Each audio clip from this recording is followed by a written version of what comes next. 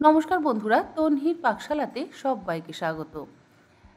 ডাল যেমন অনেক রকমের হয়, ডাল রান্নার পদ্ধতিও কিন্তু অনেক রকম হয়।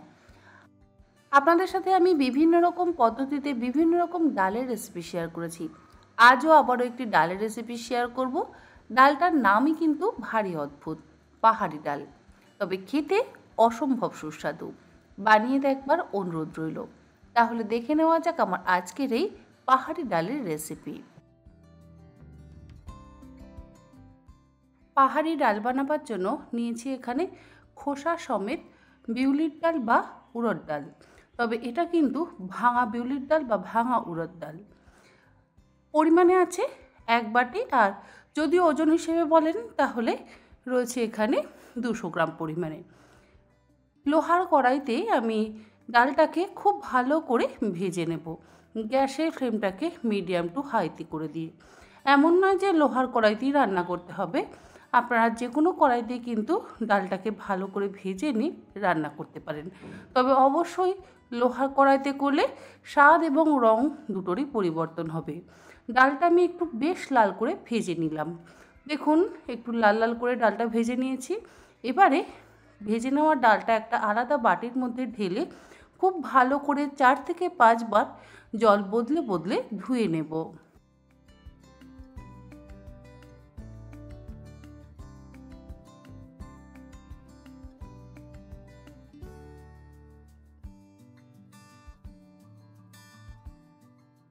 ধুয়ে নেওয়া ডালটা একটা ছাঁকনির মধ্যে নিয়ে এক্সট্রা জলটাকে ঝরিয়ে নিলাম।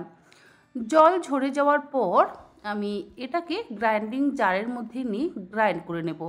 একদম মিহি গুঁড়ো করছি না, তবে একটু দানা দানা থাকবে, ঠিক সেই রকমভাবে গুঁড়ো করে নিতে হবে।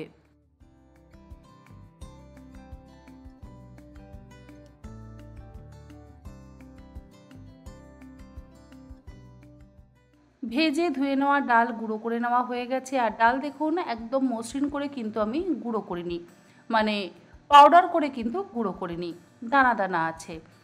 এই রকম দানা ভাব রেখেই আমাদের ডালটা গুঁড়ো করে নিতে হবে।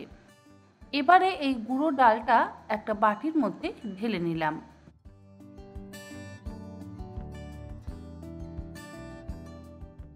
তারপরে ওই একই গ্রাইন্ডিং জারের মধ্যে দিয়ে দিলাম 7 কোয়া রসুন, হাফ ইঞ্চি আদার টুকরো, 4টে কাঁচা লঙ্কা।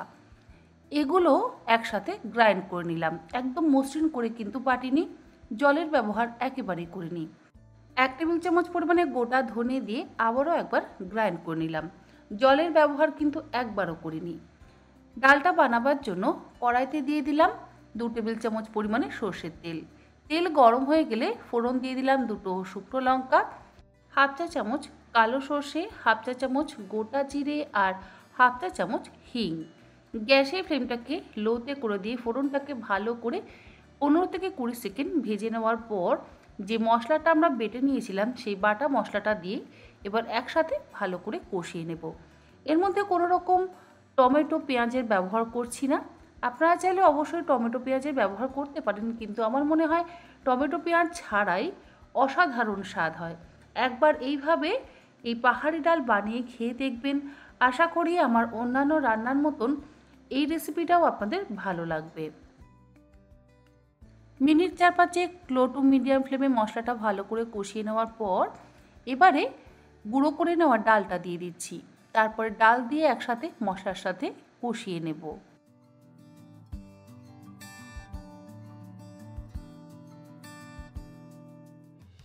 ডাল আর মশলা আবারও মিনিট 2-3 সময় ধরে মিডিয়াম টু হাই ফ্লেমে ভেজে নিলাম। এরপরে এর মধ্যে দিয়ে দিলাম 1 টেবিল চামচ পরিমাণে আটা।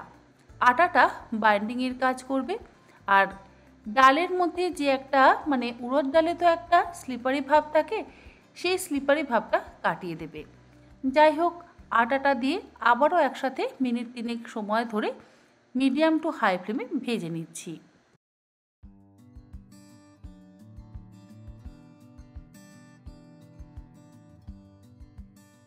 ডাল আটা সব কিছু ভাজা হয়ে যাওয়ার পর দিয়ে দিচ্ছি এর মধ্যে হাফ চা চামচ পরিমাণে হলুদ গুঁড়ো। এবার হলুদ গুঁড়োটাকে দিয়ে আবারও একবার ভেজে নিচ্ছি। এই ভাজার কাজটা বা একটু কষানোর কাজটাই যা সময় লাগে, তাছাড়া এই ডাল রান্না হতে কিন্তু সময় খুবই কম লাগে।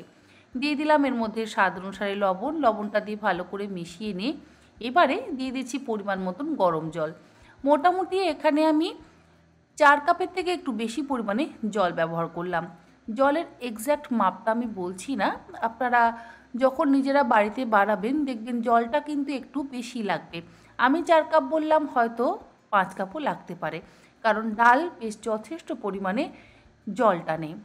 জলটা দেওয়ার পর গ্যাসের ফ্লেমটাকে হাইতে করে দিয়ে প্রথমে ডালটাকে ফুটিয়ে নেব। আর যেহেতু আমরা ডালটা প্রথমেই ভেজে গুঁড়ো করে নিয়েছি, তাই ডালটা রান্না হতে কিন্তু সময় খুবই কম লাগে। জলটা দিয়ে ভালো করে ফুটিয়ে নেওয়ার পর ঢাকা দিয়ে গ্যাসের ফ্লেমটাকে লোতে করে দিয়ে 15 মিনিট ডালটাকে ফুটিয়ে নেব। 15 মিনিট হয়ে যাওয়ার পর ঢাকাটাকে খুলে নিচ্ছি। গ্যাসের ফ্লেমটাকে এবার বন্ধ করে দেব। আর সবশেষে ওপর থেকে দিয়ে দিচ্ছি সামান্য পরিমাণে একটু ধনেপাতা কুচি। এটা সম্পূর্ণ অপশনাল। যদি আপনাদের ধনেপাতা কুচি দিতে ইচ্ছে হয় তাহলে দেবেন, ইচ্ছে না হলে দেবেন না। তৈরি হয়ে গেল দারুণ সুস্বাদু পাহাড়ি ডাল। অবশ্যই এই রেসিপিটা বাড়িতে একবার ট্রাই করে দেখবার অনুরোধ রইল। রুটি হোক বা পরোটা বা সাদা ভাত, সব কিছুর সাথেই এই পাহাড়ি ডাল খেতে কিন্তু অসম্ভব ভালো লাগে।